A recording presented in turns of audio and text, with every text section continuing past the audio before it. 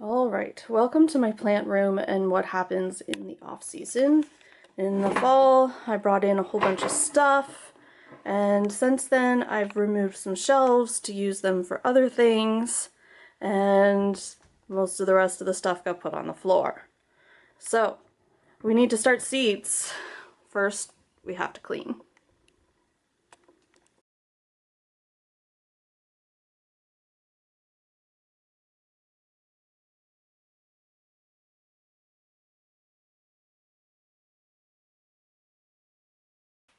I'm really lucky when we moved in, this bedroom was not completely finished. This is in our basement, and it does have a concrete floor. So I ripped out the carpet that didn't quite fit in the room, and I just have a concrete floor to work with in here now. So it's really easy to clean up, and it's better for the spills that happen in the grow room. Yeah, so I really like having that to work with. I know Chris has wanted me to lay a floor in here, help it feel a bit warmer, and maybe that's something we'll do in the future, but whatever it is going to need to be extremely waterproof.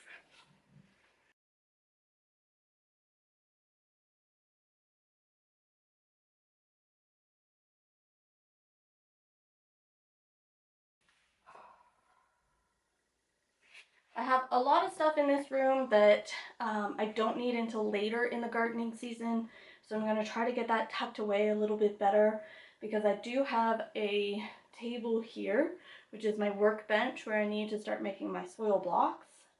Unfortunately, at this time, it's full of stuff. Yeah. In the fall, I should have done much better about actually cleaning all of my trays. I know I have enough flats cleaned and sanitized to start soil blocking, but I do not have any pots to pot up in, my 4-inch pots that are sanitized. And last year I did have a fair amount of blight, so that really needs to be done. It's not warm enough to do outside, and unfortunately I have no running water in my basement at the moment because the drain is broken. We have one of those masquerading toilets that pumps everything up to our septic, and the motor died in that because the previous homeowners hooked up a jacuzzi tub to pump the drain for the jacuzzi tub through the toilet. If you know anything about plumbing, it's a really bad idea. That pump is not designed for that volume, and it died about 6 months after we moved in. So since then I've run a hose from inside, which is great for, well, from outside to inside, which is fine for watering plants or going out and getting a bucket to water plants. But for cleaning things, it's really a pain. I don't want to go upstairs and do that in my bathtub, and I have no utility sink in this house. So running water seems to be a homesteading goal that keeps getting bumped up on the list. I mean, running water in the basement, of course. The next steps. These are some of my 4-inch pots that I don't need until later. I've got a big tray of them here. Really want to get this shelf accessible. It has my first set of lights on it. I do have about 1,000 pots. I start a lot of seedlings for myself. I start some for friends. And yeah, I know I had about 800 seedlings at one point last year that were not in the ground. When you say you have a 3,000 square foot and you're putting, you know, 1 plant per square foot approximately, sometimes 1 every 2 square feet, those 800 plants go really, really quickly. And this is why I have a whole room dedicated to seed starting.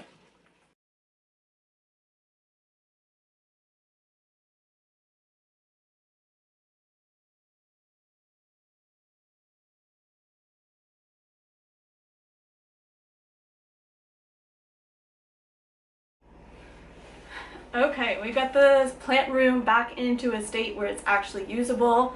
You can see we have our bonus fridge here. Behind me we have one rack that is mostly being used for storage at this point. When I start my soil blocks, I start them in 1-inch blocks. And I don't need this shelf with the lights until I up pot them into their 4-inch pots. So behind me is the shelf that we'll be using for seed starting. I've got my sand for my heat mats. I've got one heat mat and I've got the other in the other room, which I'll go grab shortly. These are the Sunblaster lights. I like them because it's easy to find replacement bulbs for them, and you can source them just about anywhere, from Amazon to Costco to Canadian Tire.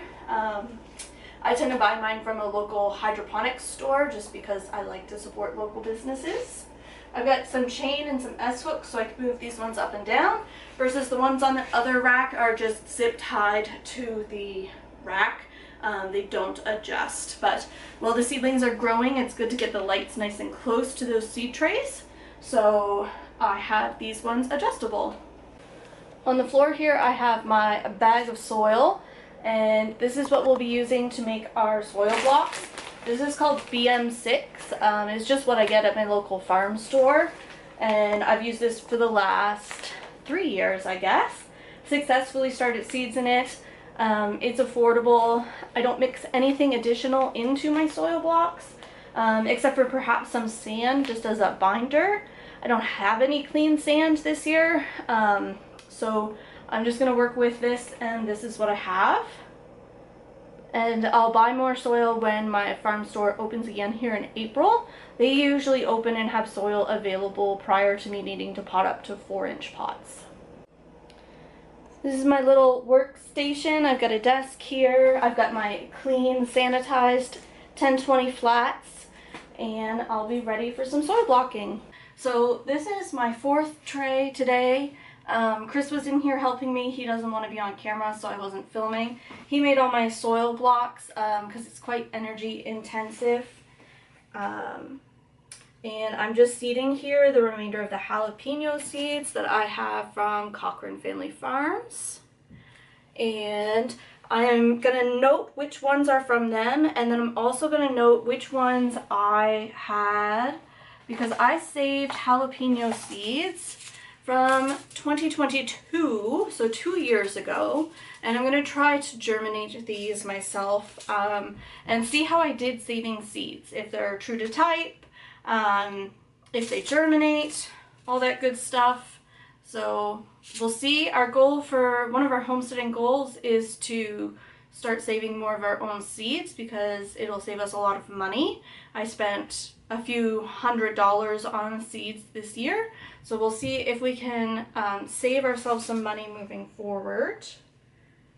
And it's just nice when you don't need to bring as many exterior inputs onto your property. Saves money, it's a little bit more sustainable, all that good stuff. I'm still going to buy seeds. I know that there's never going to be a time where I'm not bringing in seeds from outside, because there's going to be some things that are difficult to save, some things that I'm not going to get true to type, and some things that I'm just going to want to try each year. So I have 3 rows. This is how I label. I have a painter's tape and a Sharpie, and I put them on the side of the tray. And I do have the traditional plant markers that I use typically when I pot up to 4-inch pots, or if I have something kind of extra special or a break in the row. But this, I'm just going to literally write that I have 3 rows. So times 3.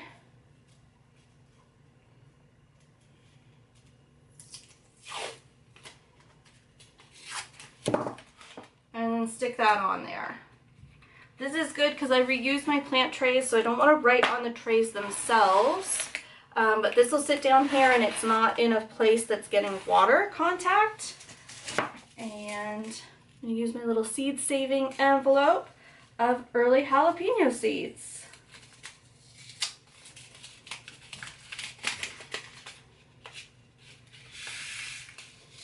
I have so many of. There's still more in this package. So I should be able to finish out this tray no problem.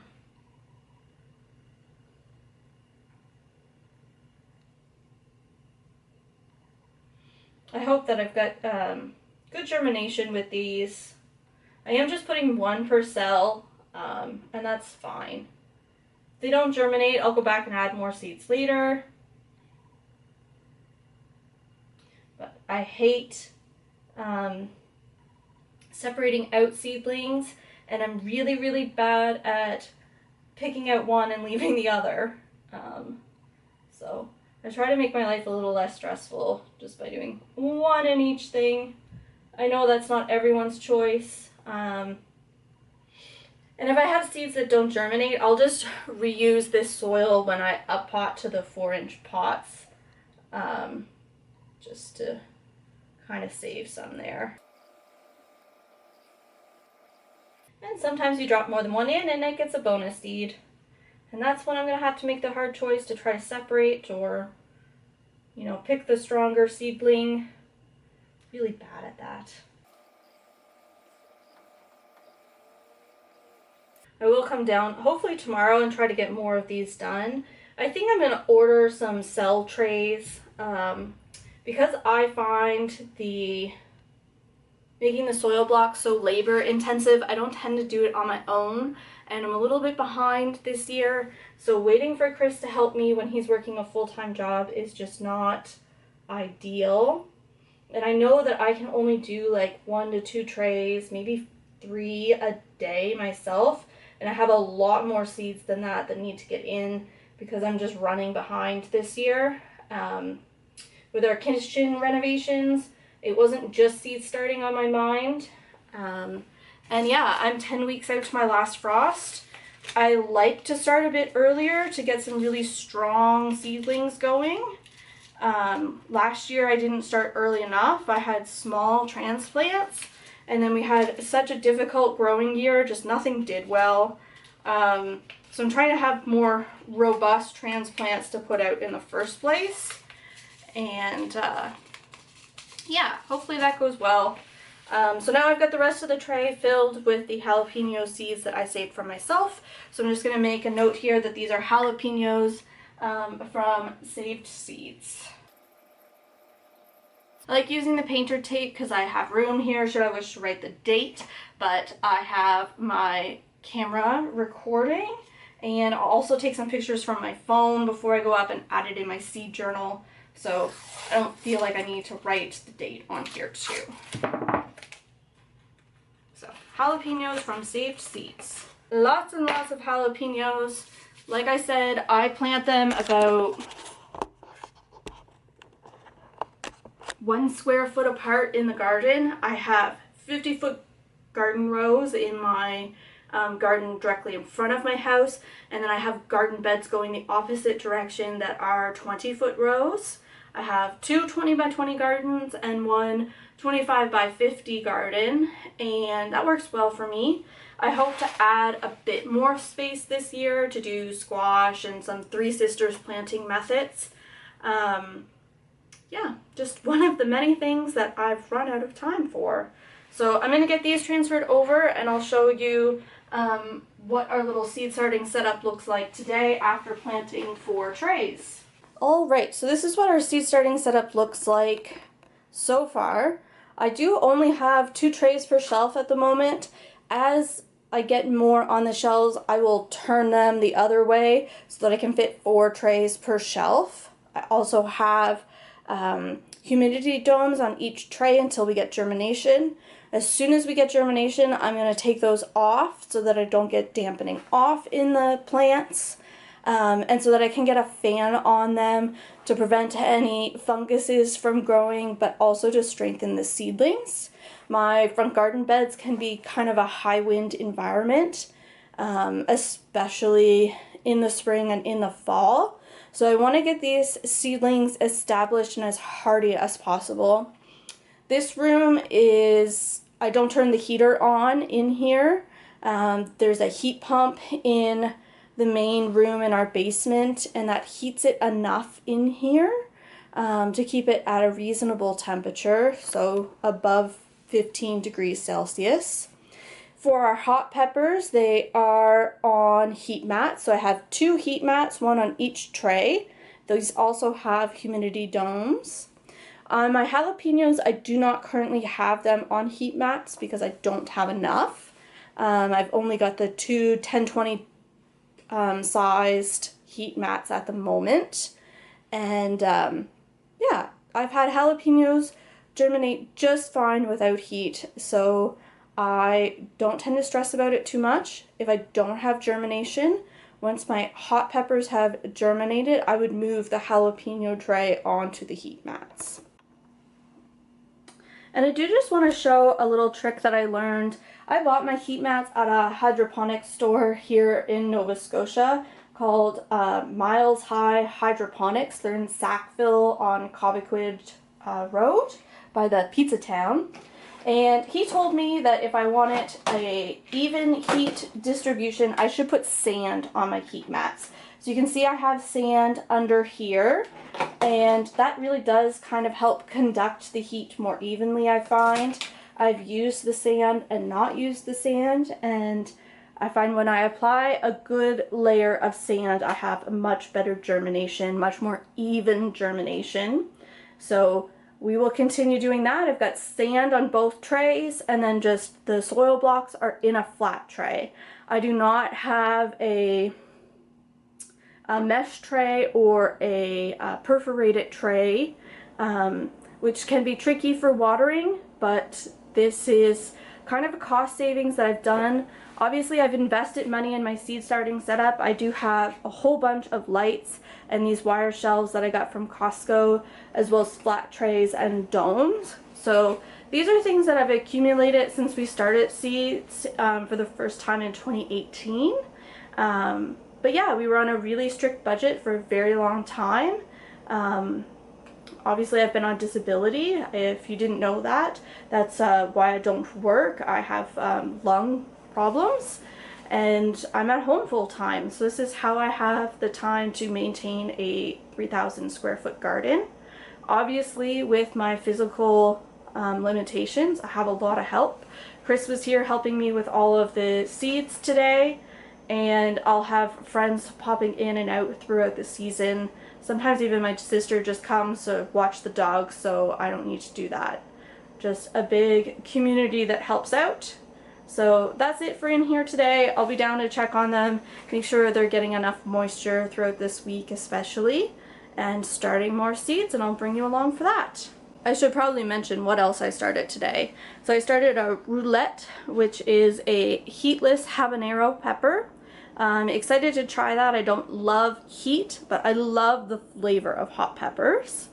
I also have the Candlelight hot peppers. You can see I have an extra tab here with my painter's tape to note that those were seeds that we had saved. I have some Stellar Long purple eggplants. This is my first year for trying eggplants. I know they require a lot of heat to germinate, so I'm germinating them along with my hot peppers at this point. In my second tray here, I have 7 rows of Cayenne Ring of Fire hot peppers. I did well with this even in our really difficult growing season last year. And I have some new hot peppers that I'm trying this year, the Hungarian Hot Wax. They sounded good when I was purchasing seeds, so I did go ahead and get those. And then on the next shelf down, I have 2 trays of jalapenos. We love jalapenos, our friends love jalapenos. I can never grow enough jalapenos. So currently I have 2 trays, and I'm going to have a big think if I want to dedicate more space to jalapenos. I think that I do need to prioritize making sure that I get a good variety of things started. So I'm going to go ahead and start my sweet peppers the next day that I'm down here, followed by my tomatillos and tomatoes. And if I end up having more time and energy, then I'll probably start another tray of jalapenos from those saved seeds that we have.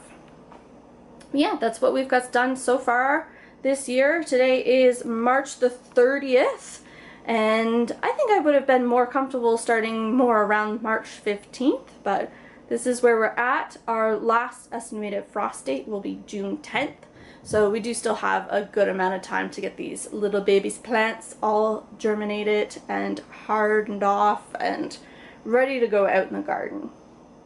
I'll catch you guys in the next video. If you like this content, make sure to subscribe. We'll have a whole lot more gardening content coming out and a whole lot of canning content later in the season as I work to preserve a lot of the food that I grow.